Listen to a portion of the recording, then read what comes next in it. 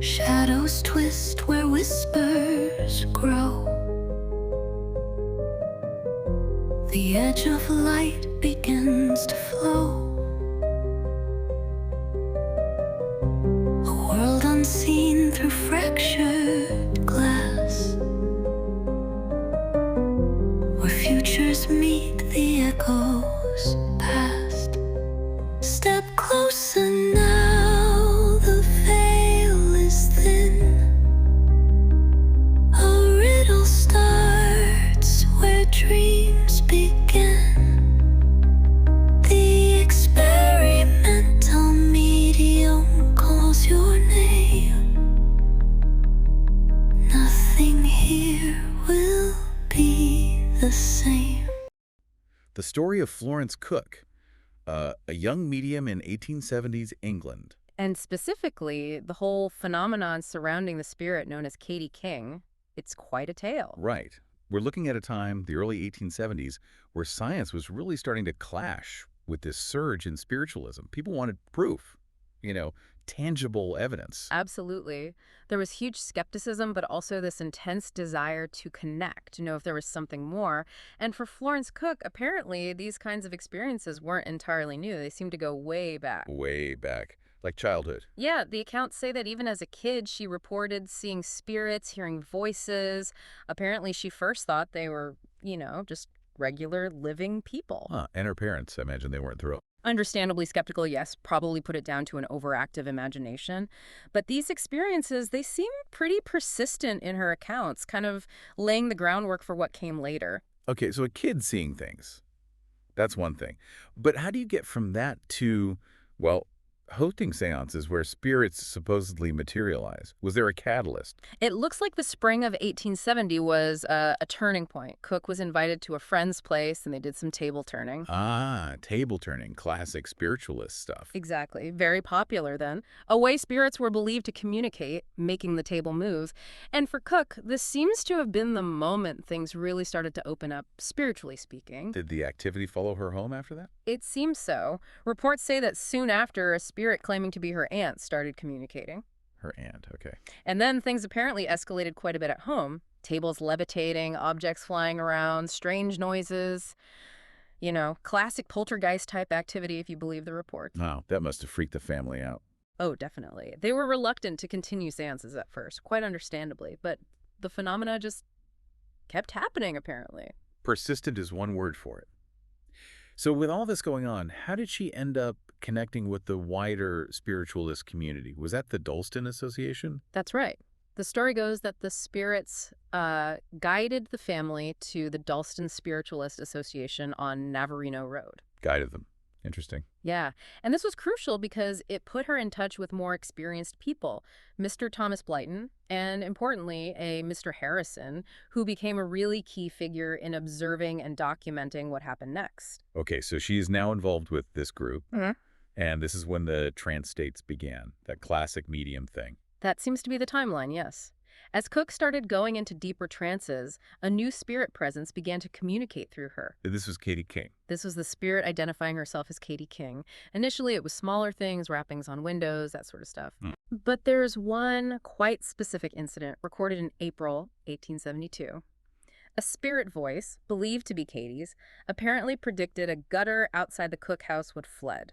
And, well, it supposedly did. Predicting plumbing problems. Okay, that's specific. A bit different from just wrappings. Exactly. It seemed like a more direct, maybe verifiable kind of communication in their view.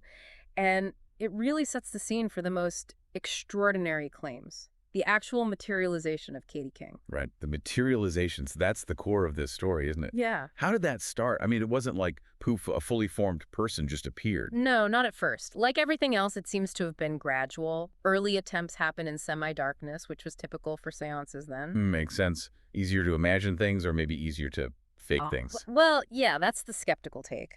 But Mr. Harrison, he was keen to understand it better. He started messing around with different light sources. He even used a phosphorescent bottle at one point, trying to get a better look at whatever was forming. A phosphorescent bottle? Yeah. Like glow in the dark. Sounds very atmospheric. You can picture it, can't you? Dark room, anticipation, this faint glow, hoping to see something emerge. So what did they see initially? When did Katie first become somewhat visible? The first report of a partial materialization is dated April 22, 1872.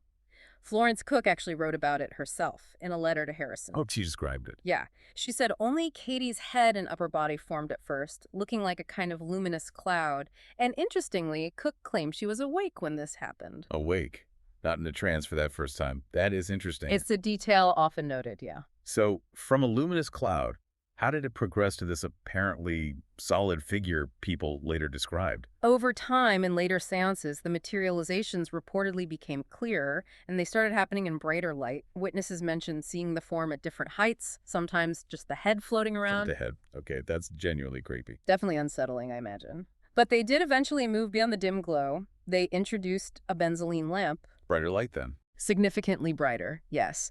And Mr. Harrison wrote about seeing Katie King much more clearly with this lamp. He said her features became more defined over time. He even claimed she would smile, interact, speak with them. Wow, actually interacting. That must have been quite something, if true. Imagine seeing that in decent light. And apparently Katie herself pushed for more light as she became, well, more solid. She asked for more light. That's what the accounts say, though she also seemed concerned about the light levels and how far she was from the cabinet. The cabinet being the curtained-off area where Cook usually sat. Exactly. She sometimes asked for singing during the seances, too, maybe to help focus energy or perhaps, to distract people a bit from scrutinizing too close stuff. Could be either, I suppose. And she apparently interacted with physical objects. There's a story of her throwing a piece of white cloth that seemed to pass right through the cabinet curtain. Through the curtain. Okay, now we're getting into physics-defying territory. Pretty much. Which leads us to the period where the claims become even more extraordinary. Katie appearing fully formed outside the cabinet in good light. And this is when the photographs happened. Yes, that's when they started taking photos using magnesium flash powder under supposedly strict controls. A sudden flash, capturing an image of what they believed was a materialized spirit. Highly controversial, of course. Photographs of a ghost. You can see why that caused a stir. But what about people just seeing her with their own eyes? There were quite a few witnesses, weren't there? Oh, absolutely. And some of their accounts are incredibly detailed. Take Mr. Benjamin Coleman, November 1873. He describes seeing Katie walk freely around the room. While Florence Cook was. Bound, securely tied up inside the cabinet. Coleman said the ribbons were sewn, sealed, even attached to a metal cramp in the floor. Seriously. Sewn and sealed. That's his testimony. He described Kitty vividly: white robe, belt, long sleeves, head covering, rosy complexion, lifelike movements. And afterwards, Cook was found asleep in the cabinet, still bound, but dressed differently than Katie had been. Dressed differently, too. Well, that makes simple fraud seem, well, complicated at least. It presents a real puzzle if you take the account at face value. Then there's Dr. Sexton. He was a skeptic initially, wasn't he? A very vocal one, for 15 years apparently. But he claimed he eventually witnessed Katie King and the bound sleeping Florence Cook simultaneously inside the cabinet, seeing both at the same time. That was what changed his mind. Seeing them both together. Yeah, I can see how that would be convincing. It seemed like undeniable visual proof to him. And they weren't just seeing her, right? Some people claim they talked to her, found out about her past life. Yes, Dr. J.M. Gully, for instance, his testimony from late November 1873 mentions conversations. Katie apparently appeared in a longer robe with a veil. And what did she say? She claimed her real name was Annie Morgan and that she died aged 23 back in the time of Charles II. She even supposedly knew details about clothing from that era, mentioned Cromwell's hair. Historical details. But she was apparently reluctant to talk much about her life. And Dr. Gully mentioned this idea that physical spirits, the ones who could materialize, weren't necessarily the most spiritually advanced. Interesting. So not some wise ancient spirit, but more like a regular person who happened to be dead. Something like that, yeah. It adds a layer. Then you have Prince Emile de Saint-Wittgenstein. His account from December 1873 is very lively. A prince? Yeah. Okay. What did he see? He described Katie as beautiful, detailed her clothes, her gestures, said she was quite playful. He even watched her write a message while he was observing closely. Watched her write. Yes. Yeah. And she apparently told him she wouldn't be around much longer, maybe a few months. Curiously, despite all this, Florence Cook apparently admitted she was sometimes scared of Katie at night. Scared of her own spirit guide. That's odd. A strained relationship. Definitely complex. And the prince, Wittgenstein, he even did an experiment. He put a sealed letter on Cook's table. And later, Katie supposedly produced a copy of the letter's contents and wrote a reply. William Crookes, the scientist, verified the original seals were still intact. Crooks verified it. Okay, that adds weight. Copying a sealed letter. That implies some seriously unusual abilities. It really pushes the boundaries of explanation, and consistently, witnesses mentioned physical differences between Cook and Katie. But like what? Mr. Georges H. Tapp, who knew Cook well, pointed out differences in height, build, hands, even fingernails. He saw Katie escape someone trying to grab her, while Cook was later found still tied up. Escaped being grabbed. Vanished, apparently. Another witness, Mr. Henry Dunphy, described someone trying to seize Katie, and she just seemed to disappeared completely. Cook apparently became quite ill after that incident. Dissolved. Wow. These accounts paint a picture of something truly not human if you believe them. Which brings us to William Crookes, the scientist. Yes, Sir William Crookes, a giant in chemistry and physics at the time. His involvement is absolutely crucial. He started investigating Florence Cook, hoping to debunk it all, find a scientific explanation. So he went in skeptical? Very much so. But he spent a lot of time, conducted numerous experiments under conditions he felt were very controlled. He reported seeing Katie and Cook separately and sometimes simultaneously, often using electric light, which was quite advanced then. And did he notice the physical differences too? He did. He documented variations in Katie's height compared to Cook's, differences in skin texture, whether ears were pierced, complexion, finger length, facial shape.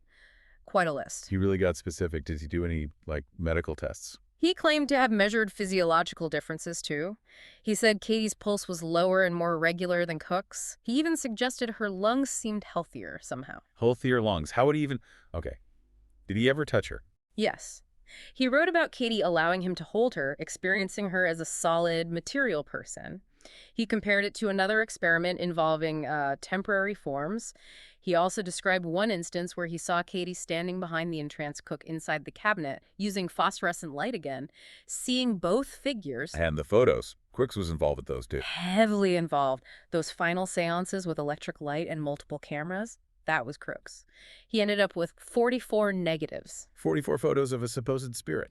That's the claim. He also described following Katie into the cabinet sometimes. Occasionally, he'd see both her and Cook, but often Katie would just vanish instantly, and he'd only find Cook in a trance. He insisted there were no trapdoors or secret passages in his house. He checked for trickery. Thoroughly by his account.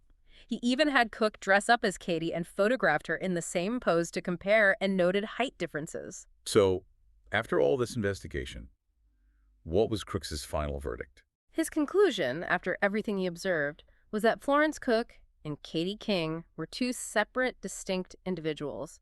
A stunning statement from such a respected scientist. Absolutely stunning. A scientist basically saying this spirit is real. Pretty much. Which all built towards Katie's departure. There was a final farewell seance. When was this? May 21st, 1874. Crookes was there, along with others. Katie reportedly gave some final instructions, said her goodbyes. It was apparently quite emotional. Florence Cook was said to be devastated. Did Katie say why she was leaving? She stated her mission was done and she was moving on to a higher spiritual level, though she did leave the door open for possible future communication via writing, but only infrequently. It marked the end of that intense 3-year period. A completed mission. Interesting framing. Did she ever explain how she materialized and dematerialized? According to the accounts, she did offer an explanation, though. Well, it's not exactly scientific. She said the material power animating her return to the medium, Florence, and her clothes just dissolved back into their basic elements. Return to the medium. Okay. She basically said people on Earth couldn't really grasp the forces involved, and she apparently did things to demonstrate her unusual nature. Like what? Like cutting holes in her dress that would instantly repair themselves right before people's eyes. Or cutting locks of her hair, which would then reform on her head as the cut pieces fell. Self-repairing dress and hair. That's wild. Definitely adds to the enigma. And there were more sightings of both Cook and Katie together right near the end, too. A Mrs. Ross Church claimed she saw them both behind the curtain on 2 separate occasions in May 1874, just before the final farewell. So the simultaneous sightings continued right up until she supposedly left. It seems so. Katie had announced she was leaving around that May 21st date. There was also an incident where she apparently expressed worry about bright lights and demonstrated dissolving under 3 gas lights. Dissolving under light. That's the report. They also said small pieces of her dress were given out as souvenirs, but they'd mysteriously vanish later. The rationale given was that full materialization took a lot out of the medium's vitality. Right. And soon after all this, Florence Cook got married. Yes, later in 1874, she married Mr. L.G. Corner. His family had actually been regulars at her seances. And we also have testimony from Mr. Dawson Rogers, editor of the spiritualist paper, Light. He confirmed he'd witnessed the phenomena under Crook's strict conditions, including seeing both Cook and Katie at the same time. So the testimony kept coming, even after Katie's departure. But did the phenomenon itself continue elsewhere, or were there copycats? There were definitely attempts to claim Katie King was appearing elsewhere, particularly in America, people like Nelson Holmes. Were they considered genuine? Well, Robert Dale Owen, who was a big name in spiritualism and initially believed the American claims, later publicly retracted his support. He said he'd found evidence of fraud. The so-called Katie King appearing in Philadelphia apparently looked nothing like the descriptions from London. So the London appearance is that 3-year period with Florence Cook. That really stands as the main event. Exactly. That specific time is seen as a really significant, if deeply controversial, era in spiritualism's development. It combined these extraordinary claims with numerous witnesses and, crucially, that scientific investigation by Crooks. Okay, so we've walked through Florence Cook's journey, from those early experiences to becoming this famous medium, and the whole incredible saga of Katie King's alleged materializations and departure. We've touched on the timeline, the key people involved. Yeah, and it really captures that intense desire from the period to connect with something beyond the physical, battling against scientific skepticism. The sheer number of detailed testimonies, especially from respected figures like Crooks, obviously had a huge impact on those who were there. It raises so many questions about belief, evidence, and what happens when phenomena seem to completely defy rational explanation. It certainly does. And that leads us to our final thought for you, listening in. When you consider all these detailed accounts, the scientific scrutiny involved, however debated, and just the sheer strangeness of the claims about Florence Cook and Katie King, what does it suggest to you? What does it make you think about the limits of our current understanding of reality? And maybe what kind of evidence is truly convincing when we're trying to explore these very boundaries of human experience?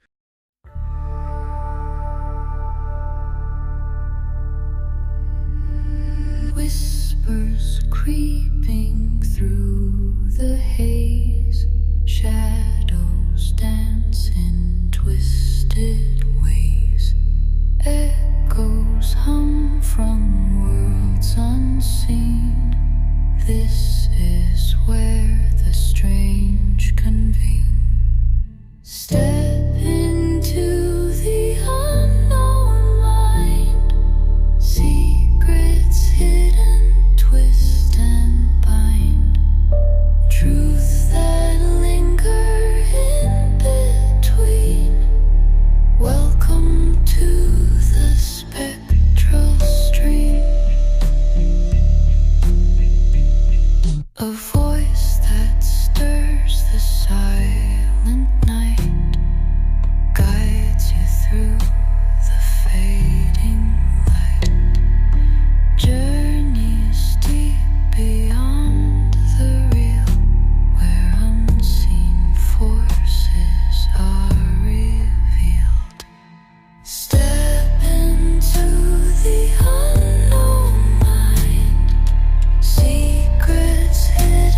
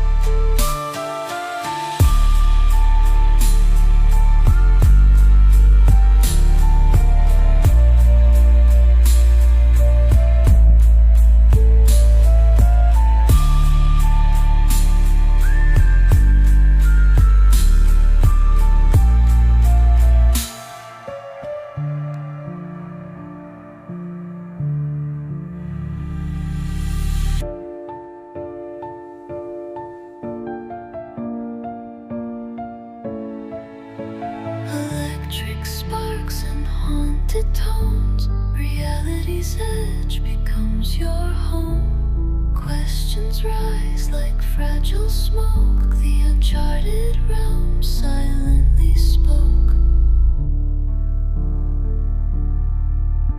Step into the unknown mind. Secrets hidden, twist and bind. Truth